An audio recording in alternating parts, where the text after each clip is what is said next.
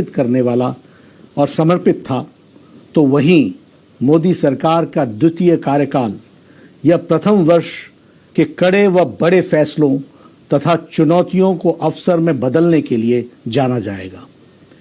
इस एक वर्ष में मोदी सरकार ने जनहित, लोकहित के उन फैसलों को अमली जामा पहनाया है जो देश की एकता, अखंडता को सुदृढ़ करने वाला था, सामाजिक व आर्थिक न्याय दिलाने के साथ साथ अपनी वैचारिक प्रतिबद्धता को पूर्णता प्रदान करने वाला है। चुनौतियों को अवसर में बदलना ही किसी नेतृत्व की नेतृत्व क्षमता का परिचायक होता है। गत 6 वर्षों में देश की जनता ने यह देखा है और महसूस किया है, दिलाने के साथ साथ अपनी वैचारिक प्रतिबद्धता को पूर्णता प्रदान करने वाला है। चुनौतियों को अवसर में बदलना ही किसी नेतृत्व की नेतृत्व क्षमता का परिचायक होता है। गत को पूर्णता प्रदान करने वाला है। चुनौतियों को अवसर में बदलना ही किसी नेतृत्व की नेतृत्व क्षमता का परिचायक होता है। गत 6 वर्षों में देश की जनता ने यह देखा है और महसूस किया है, दिलाने के साथ साथ अपनी वैचारिक प्रतिबद्धता को पूर्णता प्रदान करने वाला है। चुनौतियों को अवसर में बदलना ही किसी नेतृत्व की नेतृत्व क्षमता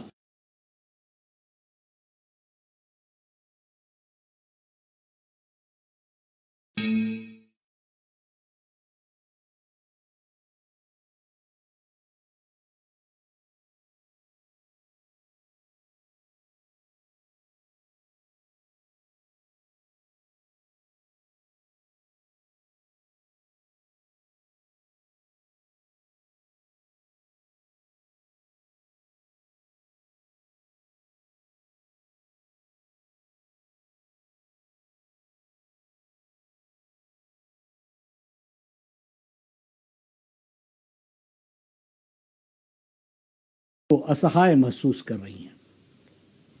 ऐसी कठिन चुनौती से सामना करने के लिए प्रधानमंत्री श्री मोदी जी ने जिस संयम और संकल्प के साथ जन भागीदारी का आह्वान करते हुए कोरोना के विरुद्ध शंखनाद किया है, वह अद्भुत था। फिर चाहे जनता कर्फ्यू हो, सोशल डिस्टेंसिंग हो, या उसका संदेश हो, मास्क लगाने का संदेश हो, आरोग्य सेतु सुरक्षा कवच हो, स्वास्थ्य कर्मी और पुलिस कर्मियों के स्वच्छता कर्मियों जैसे देवदूतों का अभिनंदन हो, प्रधानमंत्री जी के हर निवेदन को जनता जनार्दन ने अभूतपूर्व समर्थन दिया है, क्योंकि देशवासियों को पूरा भरोसा है कि मोदी जी हैं तो मुमकिन है। स्पष्ट नीति, सटीक निर्णय लेकर प्रधानमंत्री जी ने दुनिया को दिखा दिया है कि भारत ऐसी समस्याओं से भी मजबूती के साथ लड़ने और उसने निपटने का सक्षम है। एक प्रधान सेवक, एक प्रधान अभिभावक, एक संरक्षक के रूप में देशवासियों के हौसले को बढ़ाने, और यह प्रधानमंत्री जी अद्भुत तरीके से इसको उन्होंने किया है। प्रधानमंत्री जी के नेतृत्व में जन भागीदारी, जन विश्वास, जन सरोकार और जागरूकता, जागृत चेतना के 4 मजबूत स्तंभ बनकर उभरे हैं। 28 मार्च को प्रधानमंत्री श्री नरेंद्र मोदी जी का आह्वान पर पीएम केयर फंड की स्थापना हुई, और मुझे ये बताते हुए गर्व का अनुभव होता है कि मात्र 1 सप्ताह में 6,500 करोड़ रुपए इस फंड में जमा हो गए।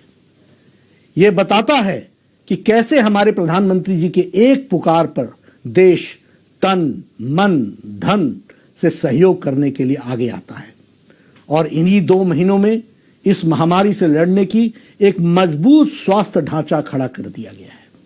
प्रतिदिन 1.6 लाख से ज्यादा टेस्टिंग हो रही है, जो कि अप्रैल में मात्र 10,000 थी।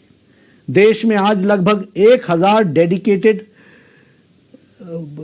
अस्पताल हैं, जहां कोविड महामारी की शुरुआत में ही पीपीई किट के निर्माण नहीं हो रहा था, वहीं आज लगभग 600 से ज्यादा अधिक स्वदेशी निर्माताओं ने आगे बढ़कर के द्वार देश के प्रतिदिन प्रतिदिन 4.5 लाख से अधिक पीपीई किट का निर्माण कर रहे हैं। देश में लगभग 60,000 से अधिक वेंटिलेटर की व्यवस्था की जा रही है, जिनमें से 58,000 से अधिक मेक इन इंडिया के तहत बन रहे हैं। इनमें से लगभग 50,000 वेंटिलेटर पीएम केयर फंड के आवंटित राशि से खरीदे जाएंगे। 650 से अधिक टेस्टिंग लैब कार्यरत हैं। आज हमारा देश कोरोना की महामारी से लड़ने के लिए स्वस्थ संसाधनों के साथ आत्मनिर्भर खड़ा है, और यह कथ्य, तथ्य और सत्य तीनों की कसौटियों पर खरा साबित होता है।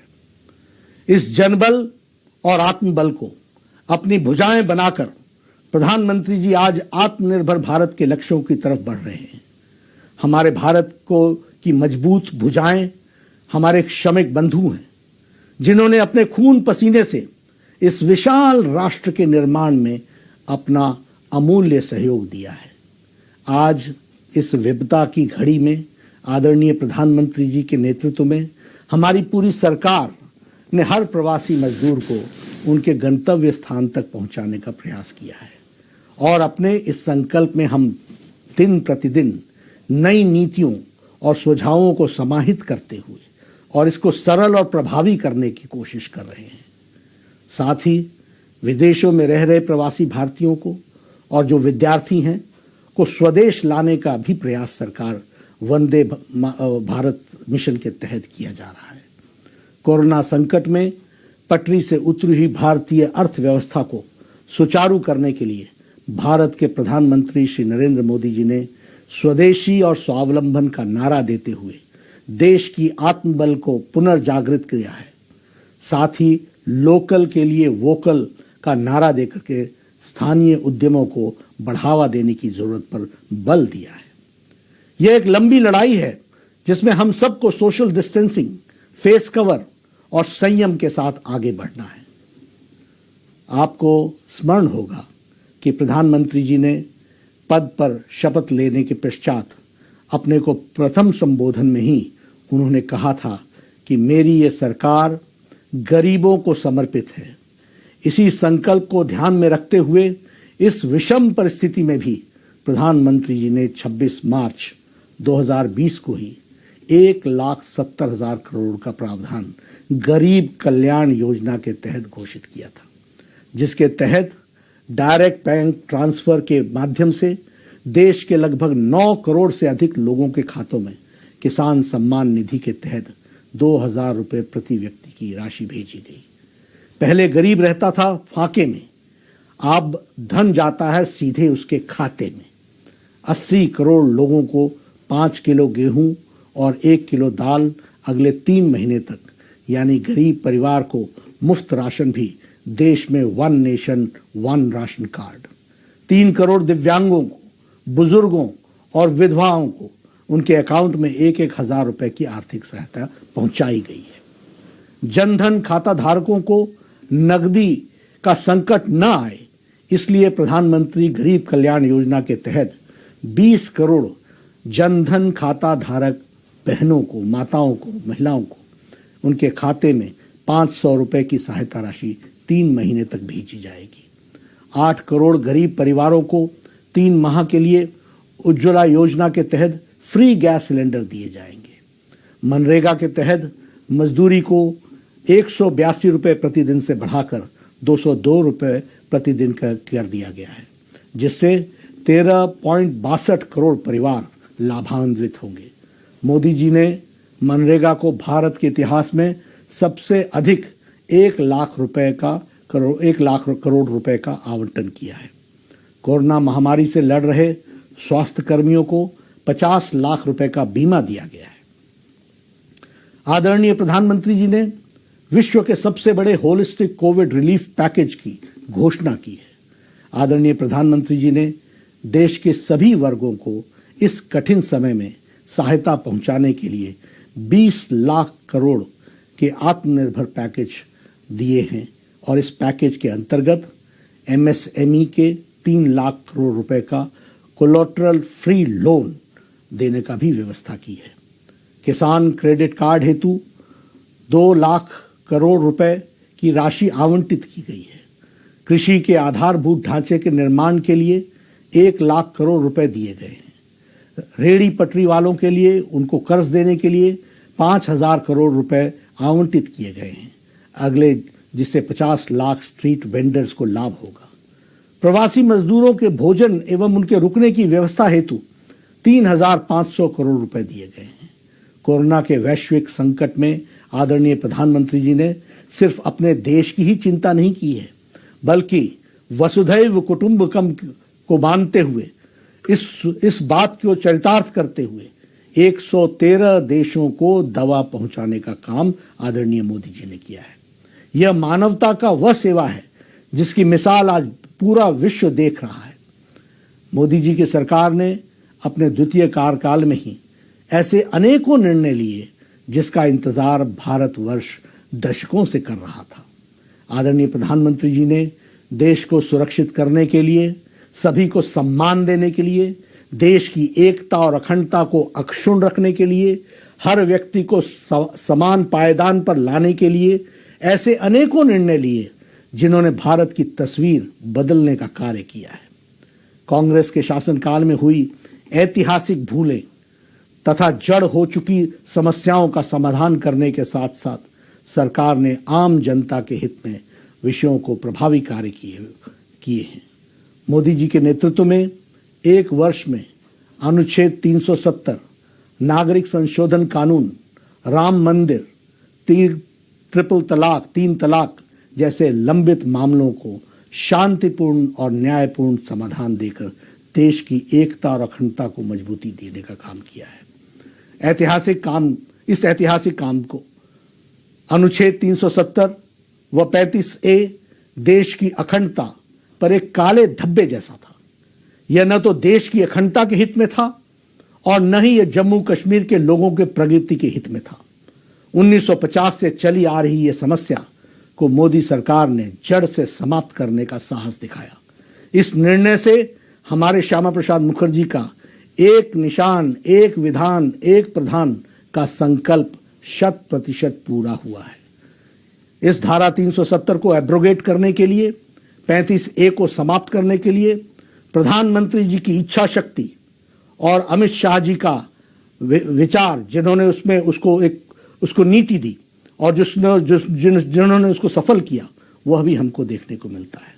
और आप जब जम्मू कश्मीर, लद्दाख क्षेत्र की क्षमता को देश की मुख्य धारा में शामिल हो गई है, इस निर्णय से प्रधानमंत्री ने वह के वंचित, शोषित, पिछड़े समाज को उनके संवैधानिक अधिकार देने का रास्ता साफ किया है, जिससे उन्हें दशकों तक वंचित रखा गया था।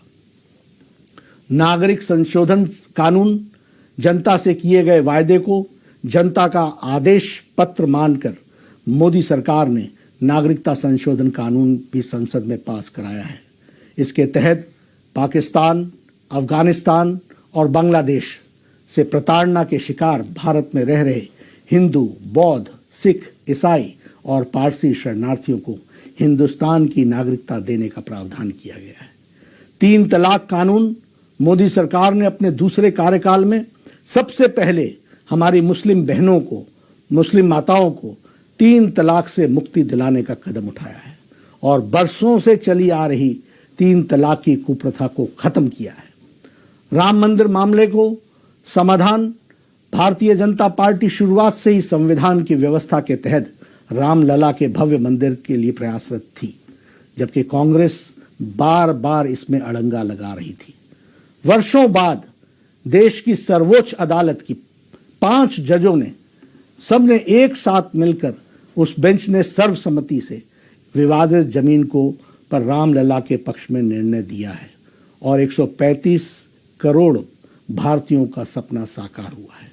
प्रधानमंत्री जी के नेतृत्व में सरकार ने भव्य मंदिर के निर्माण के लिए श्री राम जन्मभूमि तीर्थ क्षेत्र का गठन किया है और इसके लिए तीर्थ क्षेत्र की पूरी भूमि आवंटित की है। जल्द ही राम मंदिर का सपना साकार होगा, भव्य मंदिर वहां बनेगा। उसी प्रकार आतंकवाद पर लगाम लगाने के लिए UAPA एक्ट घोषणा पत्र में किए गए वायदे के अनुरूप मोदी सरकार ने आतंकवादियों पर कड़े प्रहार के लिए विरुद्ध क्रियाकलापों के निवारण संशोधन के विधेयक यूएपीए को मंजूरी दी और इसे संसद में पारित किया। अपने दूरदर्शी नीतियों से टीम इंडिया की भावना सुदृढ़ करते हुए मोदी जी ने सरकार में भारत के लोकतंत्र को एक नई दिशा दी है। जनहित की भावना, देशहित की लालसा, सबका साथ, सबका विकास का संकल्प देश के अंतिम छोर पर खड़े गरीब के जीवन स्तर को बेहतर बनाने की इच्छा शक्ति मोदी जी की कार्यशैली में साफ नजर आती है। देश के लिए यह गौरव का क्षण है जब 2014 में जन जन के नेता बनकर भारत के प्रगति पथ पर आगे बढ़ने वाले प्रधानमंत्री श्री नरेंद्र मोदी जी आज देश का नेतृत्व कर रहे हैं। मैं पुनः भारतीय जनता पार्टी की ओर से आदरणीय प्रधानमंत्री श्री नरेंद्र मोदी जी को और उनकी सरकार को, सभी सदस्यों को इस अभूतपूर्व सफल और निर्णायक एक साल के लिए हार्दिक अभिनंदन करता हूं। आदरणीय मोदी जी के नेतृत्व को कोटि कोटि वंदन करता हूं। और यही मेरे दोस्तों, मेरे सभी कार्यकर्ता बंधु, हम उनके